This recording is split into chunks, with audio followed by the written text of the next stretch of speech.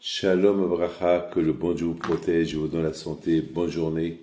Je vous souhaite beaucoup de bonheur, la santé, la joie, la prospérité. Je voudrais, mes amis, vous raconter une super histoire. Je crois que vous l'avez écoutée, mais je vous la raconte quand même. La grandeur de la prière et la force de la prière. Une fois, il y a un monsieur qui vient chez Rabhaim Kanivsky, Shalita. Il lui dit, j'ai un grand problème. Il lui dit, quel est ton problème? Il lui dit, voilà, ça fait 15 ans que je suis marié et je n'ai pas eu des enfants. Et moi et ma femme, on a décidé de divorcer. Parce que on ne pouvait plus continuer ensemble. Et elle-même, elle m'a poussé au divorce. Parce qu'elle a dit, la faute, elle vient de chez elle. Et c'est pas normal qu'elle reste mariée avec moi alors que je peux avoir des enfants. Moi, je suis un Kohen. J'ai jamais voulu me divorcer. J'ai dit, je suis pas mieux que le rabbi de Lubavitch qui n'a pas eu des enfants, le rabbi de Satmar qui n'a pas eu des enfants. Il y a beaucoup de sadikim qui n'ont pas eu des enfants. C'est Hachem qui décide.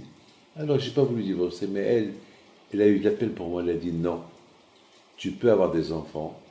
Et donc, on a décidé de divorcer.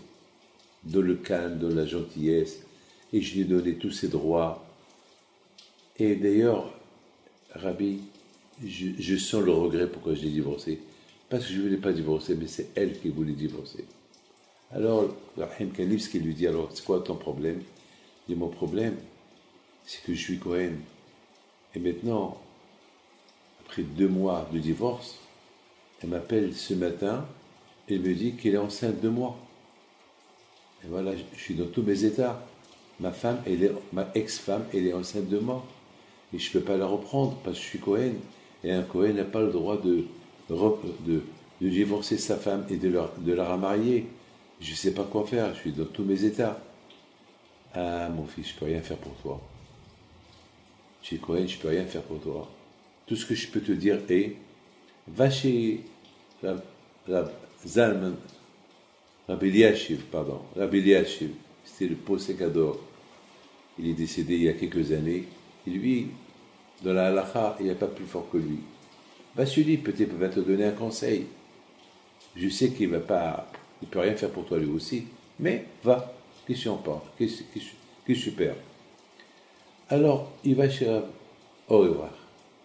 Excuse-moi, pardonnez-moi. Il va chez Rabbi Eliashiv. Il lui raconte son problème, Rabbi Eliashiv. Il a commencé à pleurer avec lui. Il dit, oh là là, je ne peux rien faire pour vous.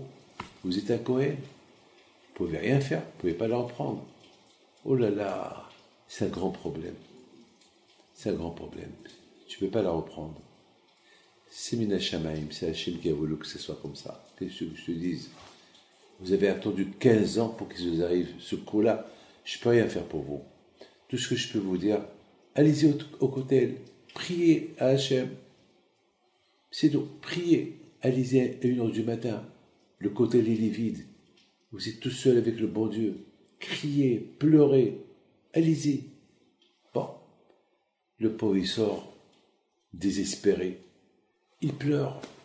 La nuit, il dit, je ne perds rien, je vais au kotel. Qu'est-ce qui va m'arriver? Peut-être Mashiach, il va venir. Et si Mashiach, il vient, alors tout va être permis, je vais reprendre ma femme. C'est tout, il n'y a pas d'autre solution. Il va au kotel, il pleure, il crie. Il y a un monsieur qui lui dit, Adonis, monsieur, tu es tout seul au kotel, tu cries. Qu'est-ce que tu as? Tu dois avoir un problème. Elle dit, oui, j'ai un grand problème. Alors, dis-moi ton problème. Et si je te dis mon problème, tu vas m'aider?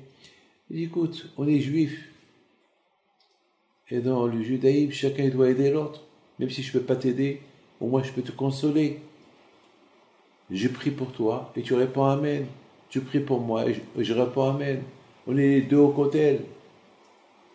C'est quoi ton problème? Mon problème, c'est que je suis Cohen, 15 ans de mariage, et on a divorcé parce qu'on n'avait pas des enfants. Et voilà, je découvre aujourd'hui que ma femme, elle est enceinte et je ne peux plus la reprendre. C'est un problème que personne ne peut me le résoudre. Et Abraham Kaniski, il ne peut pas me le résoudre. Rabbi Eliashiv, il ne peut pas me le résoudre. Il m'a dit, va au côté, prie Hachem. Je ne sais pas quoi faire. Le monsieur lui a dit, c'est vrai, c'est un grand problème, mon fils. Oui, c'est un grand problème. Bien sûr, il faut prier. Et bien, quand je vais au il t'aide. Réponds Amen. Il répond Amen. Quand Hachem, il t'ouvre. Ton problème, il n'y a que Mashiach qui peut le résoudre. Il n'y a pas un autre. Si Mashiach il vient, tout est permis. Les choses vont s'arranger. Mais maintenant, dis-moi, je pose une question. Est-ce que tu as ton père? Oui, mon père est très malade, il est en Amérique.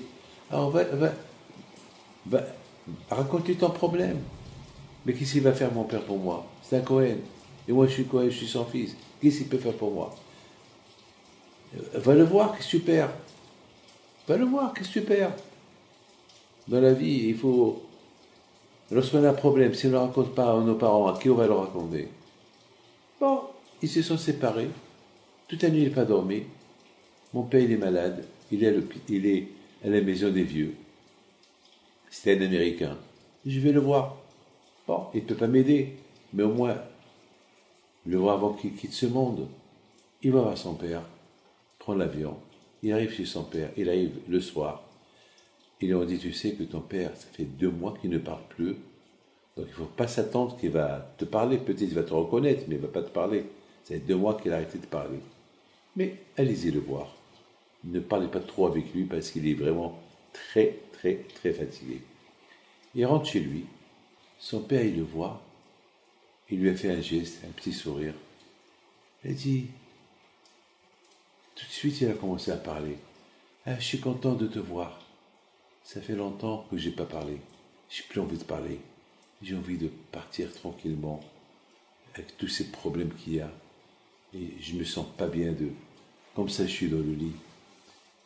Et le fils, il a commencé à pleurer. Mon fils, pourquoi tu pleures? Ben papa, j'ai un grand problème.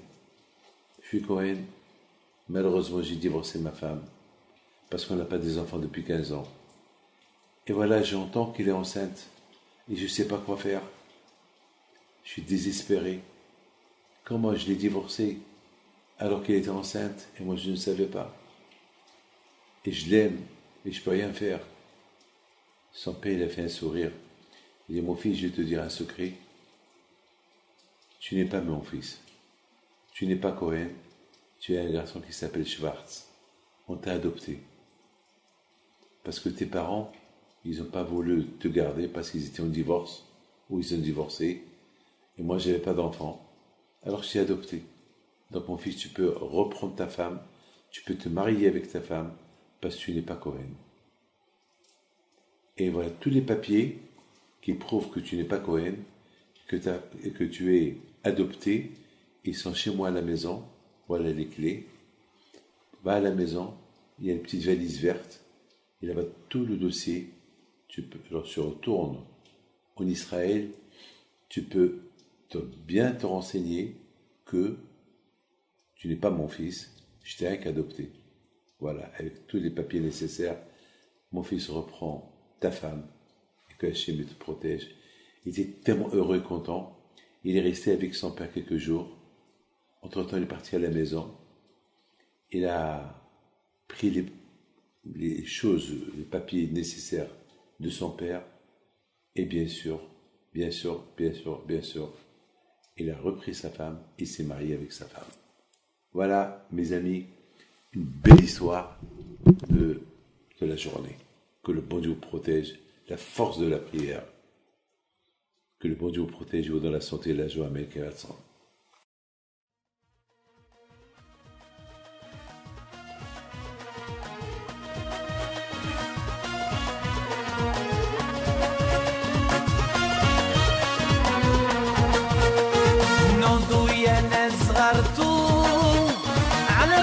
حيم بنتو لنا زي خون